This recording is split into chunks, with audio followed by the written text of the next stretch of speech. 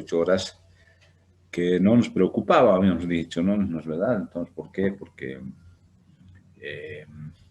estaba producida por la ruptura o la agresión que hemos producido a la célula y la liberación de mediadores químicos, como ser, por ejemplo, los pirógenos que producían este cuadro que se produce, que es normal en un paciente posquirúrgico. Pero después de las 48 horas, ya entrando a las 72 horas, ya debemos parar la oreja en el sentido de que nosotros ya debemos poner en vigencia todos nuestros conocimientos en el sentido de buscar, o sea, la causa que está provocando esta fiebre. Porque si nosotros somos médicos de síntomas, es muy fácil, pues, o sea, si yo veo que el paciente tiene fiebre y le doy un antipirético y me quedo conforme. No, no es así.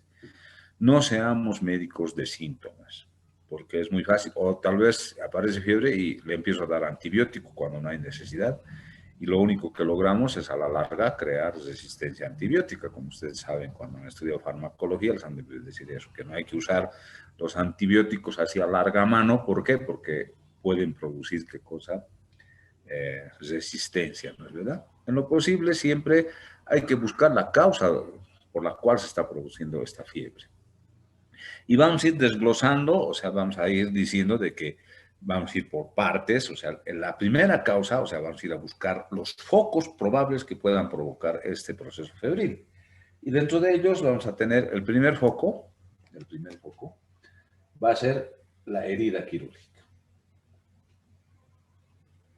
Entonces, como vía de abordaje, ¿no es verdad? La herida quirúrgica vamos a observar, o sea, vamos a ver si la herida tiene alguna característica, si tiene las características que puede presentar un proceso infeccioso. Ustedes ya saben, cuando han llevado cirugía 1, seguramente su docente les ha dicho de que para ver si existe un proceso infeccioso va a haber los 4 elementos importantes que se considera como es la tetrada de Celso, ¿no es verdad? Calor, rubor, tumor y dolor. Entonces vamos a observar la herida quirúrgica y vamos a ver qué es lo que está pasando. Si existe esa tetrada sintomática, vamos a ver que se está produciendo en la herida un proceso infeccioso. Puede ser de inicio, puede provocar, o sea, la acumulación de líquido, o sea, de suero y sangre mezclado, que se conoce con el nombre de seroma, o esté yendo ya a un proceso inflamatorio más avanzado, que resulta ser el absceso, ¿no? Entonces aquí, si encontramos esto en la herida, entonces nosotros, ¿qué vamos a hacer? Vamos a drenar esa herida. Hay que drenar, hay que abrir 2 o 3 puntos y drenar y hacer la limpieza correspondiente. Y ahí termina el tratamiento, porque ustedes seguramente ya saben, o sea, les han enseñado, que todo absceso drenado es un absceso curado, ¿no es verdad? Entonces, si abrimos esa herida, entonces se va a drenar todo el contenido que está provocando todo este malestar en el paciente y se va a provocar que cosa que ya desaparezca ese cuadro febril. Sin la utilización de antibiótico, no tenemos necesidad de utilizar antibiótico por el mismo hecho de que solamente al abrir vamos a solucionar el problema que está padeciendo el paciente. Bien, si nosotros revisamos la herida y no encontramos nada, entonces debemos seguir investigando la causa de la fiebre, ¿no es verdad? Entonces, ¿qué otro elemento debemos investigar? Vamos a investigar, en segundo lugar, el cuadro pulmonar. Entonces investigamos los pulmones. Aquí, ¿qué vamos a ver? ¿Qué debemos saber? Que el paciente, o sea, operado, paciente posoperado, normalmente se encuentra en decúbito dorsal. Entonces, cuanto más antes nosotros lo saquemos de su lecho, o sea, de la cama, lo levantemos al paciente, menos probabilidad de que tenga problemas respiratorios. ¿Por qué razón?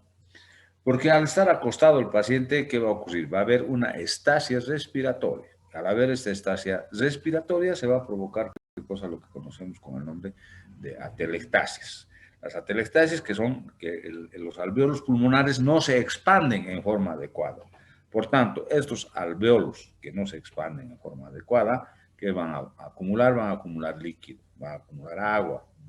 Entonces, este líquido se puede contaminar, se puede infectar y puede provocar una bronquitis o una neumonía, ¿verdad? Por tanto, el segundo foco que vamos a investigar va a ser el foco pulmonar. Vamos a auscultar si no existen ruidos sobreagregados, que ustedes ya han aprendido en la parte de neumología, ¿no es verdad?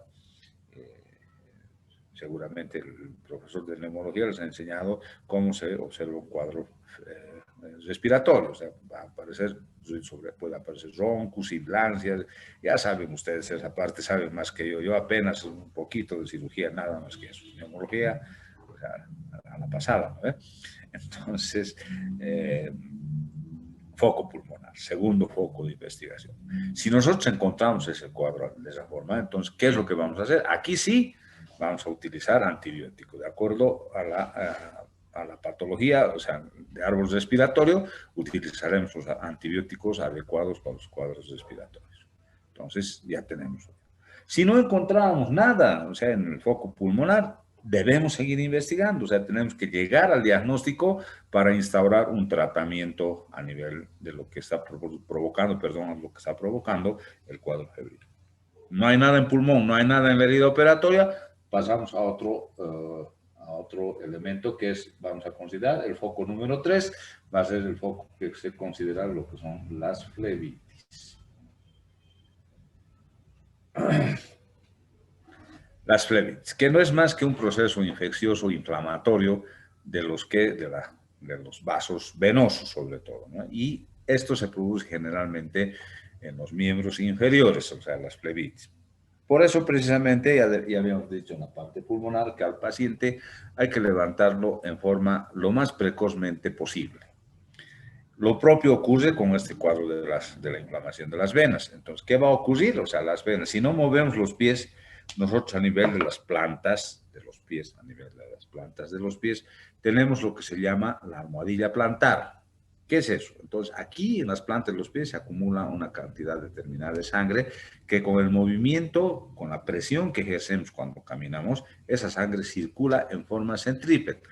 Entonces va de la periferia hacia el centro, ¿no es verdad? Hacia la parte que corresponde al corazón. Entonces, de esa forma, entonces circula. Pero si nosotros estamos en posición de decúbito, esa sangre no va a circular, o sea, no va a tener ese elemento que es el que llama la almohadilla plantar. Y también debemos considerar una parte de la circulación venosa, está dada por lo que se conoce con el nombre de vis atergo.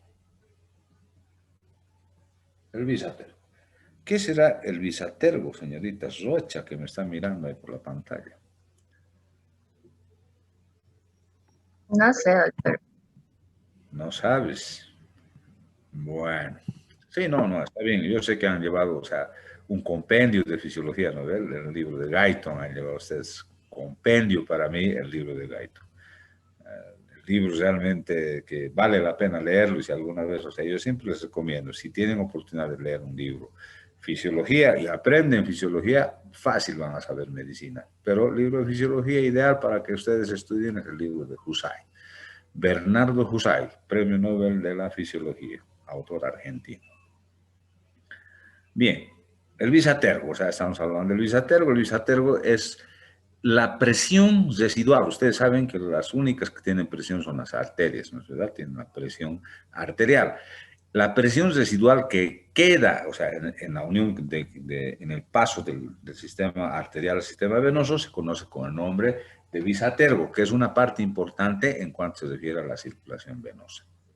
Entonces tenemos dos formas de circulación. Una que es por la almohadilla plantar, o sea que ahí ejerce la presión para que circule la sangre venosa, y el bisatergo, que es la presión residual a partir de las arterias. Entonces, flebitis, ¿no es verdad? Entonces, por tanto, en la actualidad siempre se dice que cuando se opera a un paciente con una cirugía larga o una cirugía que va a tener varios días de reposo, al paciente hay que vendarlo, hay que hacer un vendaje compresivo de los miembros inferiores.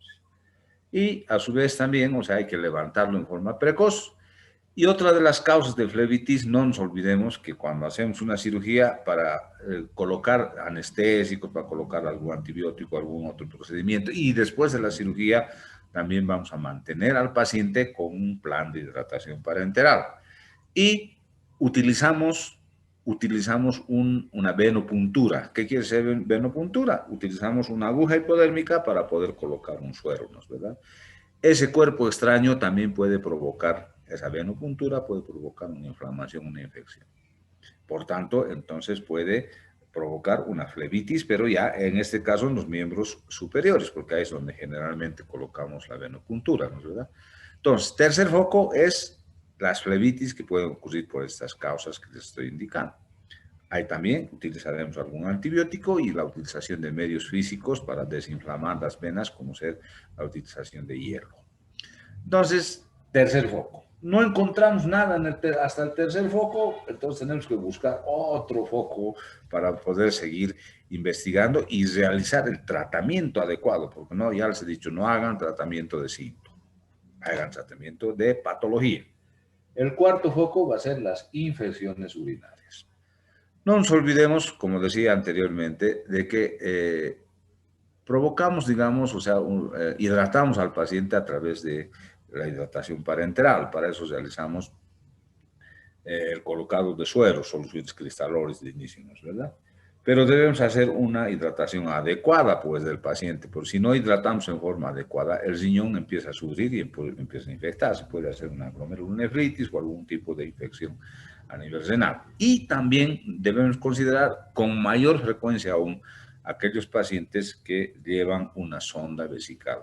Una sonda vesical que es un cuerpo extraño que también puede provocar un proceso infeccioso, ¿no es verdad? Entonces puede infectar esta sonda vesical y provocar, o sea, la infección urinaria. Si encontramos esto, lógicamente vamos a poner en vigencia un tratamiento de tipo antibiótico para revertir, o sea, la infección urinaria que se está produciendo.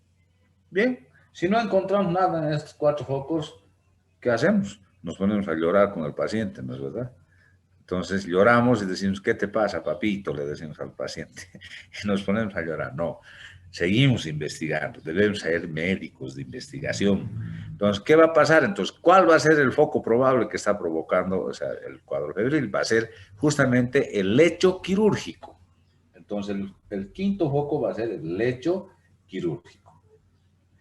El lecho quirúrgico quiere decir el lugar donde nosotros hemos hecho la cirugía. Por decir, si eso se trata de una apendicitis, por ejemplo, hemos extirpado el apéndice, entonces debemos investigar el lugar cruento de la cirugía y eso lo vamos a hacer a través de estudios complementarios. Podemos hacer el uso de lo que es la ecografía para ver si no existe resto de líquido que puede estar infectándose y provocando el cuadro febril.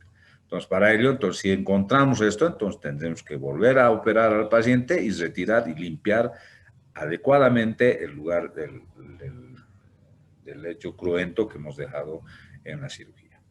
Como ven, entonces, tenemos varios focos en los cuales nosotros debemos basar nuestra investigación para determinar por qué se está produciendo una fiebre después de las 72 horas en el paciente quirúrgico como tal. Se dan cuenta que no es cuestión de decir, bueno, que el paciente tiene fiebre y le doy un antipirético. No, no, no. Hay que investigar y hay que saber cuál es la causa que está provocando la infección en el paciente y esa causa debemos tratarla en forma adecuada para no tener problemas posteriores. Bien. ¿Qué otros síntomas nosotros vamos a encontrar respecto a lo que es la cirugía? En el postquirúrgico podemos encontrarnos algunos elementos importantes. También en el prequirúrgico, por ejemplo, las náuseas, que es la sensación de querer evacuar el contenido gástrico, ¿no? Y puede ir acompañada de vómito, que es la evacuación del contenido gástrico a través de la boca, ¿no es verdad? Entonces, náuseas y vómitos, que puede presentarse en el prequirúrgico y en general la mayor parte de algunas patologías, sobre todo las abdominales, se produce este síntoma, estos dos síntomas por el hecho de que se produce una irritación del peritoneo, sobre todo el peritoneo parietal. Y en el postquirúrgico, en general, hay muchos pacientes que no toleran muy bien el tipo de anestesia que se les hace a los pacientes, entonces acumulan gran cantidad de bilis en el estómago, hay un reflujo biliar y puede provocar esa sensación de náuseas y vómitos en el paciente. Para evitar esto, entonces nosotros vamos a utilizar, o sea, ya como síntoma, vamos a utilizar, sabiendo que es un paciente postquirúrgico, podemos utilizar los gastroquinéticos, ¿no? ¿Verdad? Los gastroquinéticos que son una ayuda para nosotros en cuanto respecta a generar qué cosa, que el tránsito intestinal se restituya en forma adecuada. Que en el postquirúrgico a veces, o sea, los pacientes son muy lábiles, a veces pueden hacer un ilio postoperatorio. Entonces, ¿qué utilizamos? Los gastroquinéticos. Dentro de ellos tenemos una variedad que ustedes alguna vez seguramente han usado. Tenemos la metoclopramida,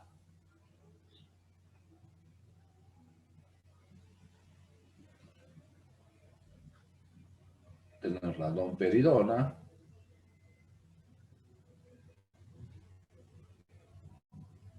Tenemos la cisaprida.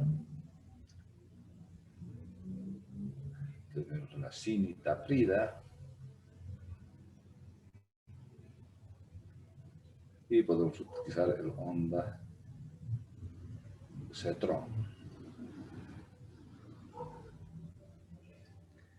El ondansetron. Entonces tenemos estos elementos que son gastrocinéticos. ¿Qué acción tienen?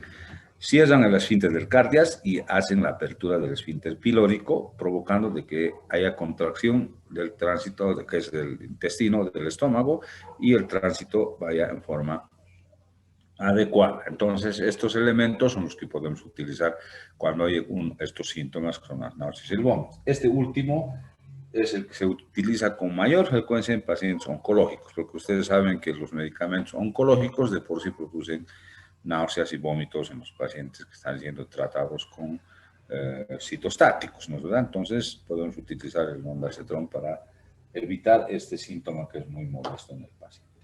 Bien. ¿Qué otro síntoma importante debemos considerar nosotros en cirugía? El hipo.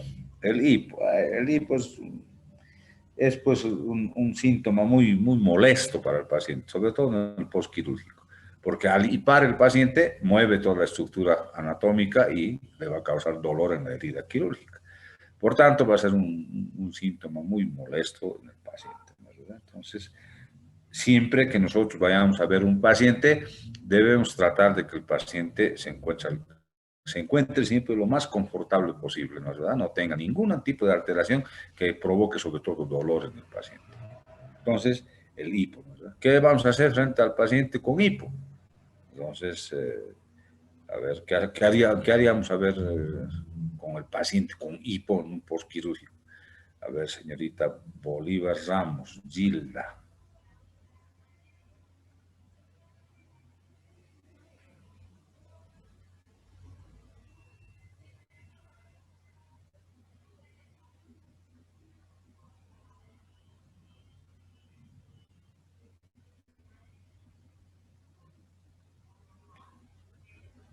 Ya les he dicho, no se asusten, contesten, aunque sea tonterías, pero contesten, pero, o sea, tengan interés, ¿no es verdad?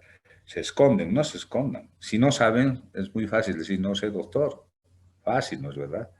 Pero eso no quiere decir que no participen. A ver qué dice Sandoval Lourdes.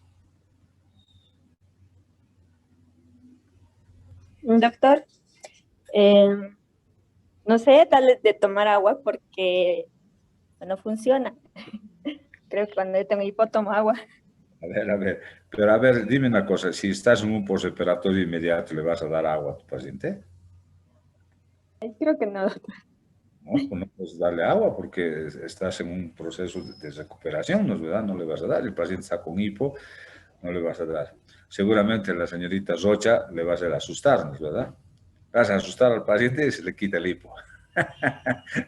O no, o qué le pasará al paciente si lo hacen asustar. No le va a pasar nada, pues nosotros no vamos a ir en esas formas, como dice la señorita Sandoval, no vamos a utilizar métodos empíricos, ¿no es verdad? Empíricos o que eso del agua que se toma con un vaso al revés, que no sé qué tonterías hacen, ¿no es verdad? Esos cuentitos de las abuelitas a los nietos nomás son esos cuentos, ¿no es verdad? Entonces nosotros somos médicos, debemos utilizar otro tipo de mecanismos para salvar este cuadro del hipo. Para eso utilizamos esto. Cualquiera de estos medicamentos podemos utilizar para, ¿qué se llama? Para contener el hipo. Porque el hipo, ¿qué es el hipo? El hipo es la contracción brusca del diafragma producida por excitación de los nervios frenénicos, ¿no es verdad? Y generalmente se produce por distensión gástrica, la mayor parte de las veces. Al distenderse el estómago puede provocar el cuadro de hipo. Entonces, el gastrocinético, ¿qué hace?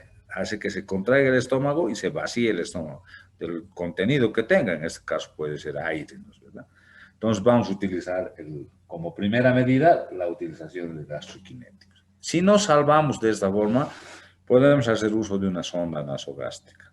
Entonces podemos colocar una sonda nasogástrica para sacar el contenido aéreo del estómago, poder calmar. Pero muchas veces este hipo se hace maligno, o sea, no no lo vamos a tratar en forma adecuada con estos medicamentos ni con la utilización de la sonda. Entonces aquí vamos a pedir ayuda al que opera las ideas. Pues, ¿quién opera las ideas, señorita Sandoval?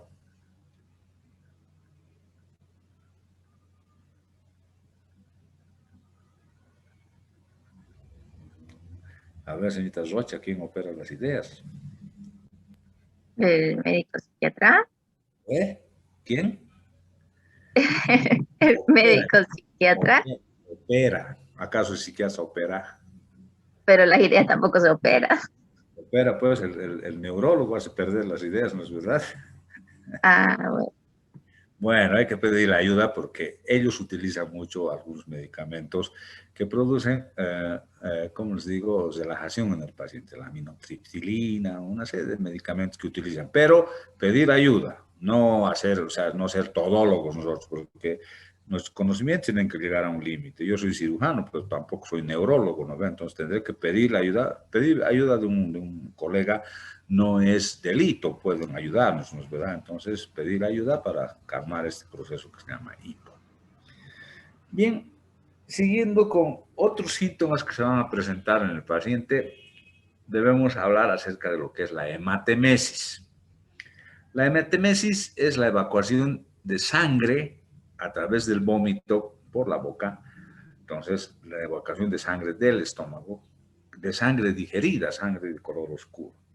Y se produce generalmente en los cuadros referidos a lo que es el esófago, el estómago y el duodeno, que es reflejo de las hemorragias digestivas. Entonces, esa es la hematemesis que se puede presentar en algún momento en algún paciente que tenga esa patología.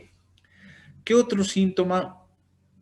Bueno, en general la hematemesis se produce en lo que es la hemorragia digestiva alta, ¿no es verdad? Porque eso va hasta el ángulo de Treitz solamente, desde la boca al ángulo de Treitz. También se puede presentar lo que conocemos como la hematoquesia. La hematoquesia es la presencia de sangre rojo rutilante aereada mezclada con materia fecal. Y esto se produce cuando el sangrado es masivo en el tubo digestivo o el sangrado se produce en el tubo digestivo inferior, sobre todo en el ilion terminal o el colon correspondiente. A eso se conoce como hematoquesia. Lo contrario es la melena que es sangre digerida, que se produce después de 2 o 3 días después de haberse producido una hemorragia digestiva alta, que se traduce con la presencia de materia fecal de color negruzco, color del alquitrán. A eso se llama melena, que es reflejo de una hemorragia digestiva alta. ¿Qué otros síntomas vamos a encontrar? Vamos a encontrar el estreñimiento, que es la falta de evacuación de materia fecal, que para nosotros después de 72 horas, de 48 a 72 horas, generalmente se considera ya como estreñimiento. El otro cuadro inverso sería la diarrea, que es la evacuación de materia fecal líquida o semilíquida, que se presenta con mayor frecuencia. O sea, la evacuación es muy frecuente, a eso se conoce como cuadro de diarrea, ¿no es verdad? También tenemos otros cuadros que son parte de lo que es la patología quirúrgica en general, como es la hemoptisis. La hemoptisis, que es la evacuación de sangre precedida por la tos y que se evacúa sangre rojo rutilante aereada que va a ser evacuada de los pulmones a través de la boca por el mecanismo de la tos. Y otro elemento que se puede evacuar con tos y que llama a través de la boca es lo que conocemos con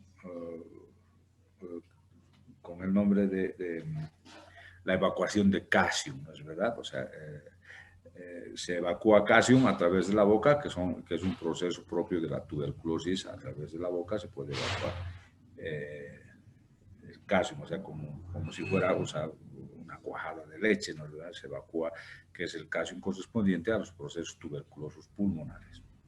Tenemos la disfagia, que es la dificultad en el proceso de la deglución que se presenta en algunos cuadros, y también tenemos la odinofagia, que es el dolor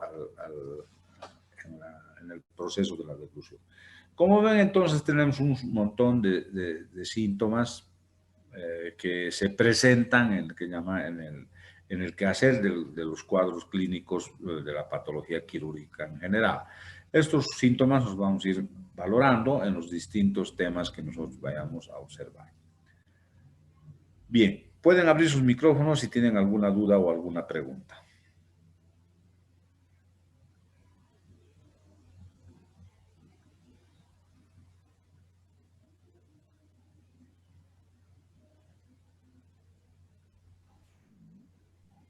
Doctor, dentro de los gastroquinéticos que nos indicó para el hipo, No te escucho bien, te escucho entrecortado. No te he escuchado nada. Vargas López eres, ¿no? No hay. de los gastroquinéticos, Se ha perdido. A ver, ¿qué decías? le decía de los gastroquinéticos, usted nos indicó que podíamos utilizar para el hipo. Ahora, dentro de eso, ¿cuál usted me recomendaría que utilicemos? A ver. O al azar puede elegir. A ver, hay un refrán que te voy a decir. ¿Ya? Es un refrán propio de los cirujanos. ¿Ya? Cada cirujano sabe cómo matar sus pulgas. O sea, el que tiene que elegir es el médico que está tratando. Yo de preferencia, yo te voy a decir, de preferencia para mí yo utilizo la metoclopramida. Y la metoclopramida viene en gotas, en ampollas y en comprimidos. Cuando es un paciente postquirúrgico, utilizamos en forma 10 miligramos, o sea, cada 6 horas o cada 8 horas, endovenoso. Ya.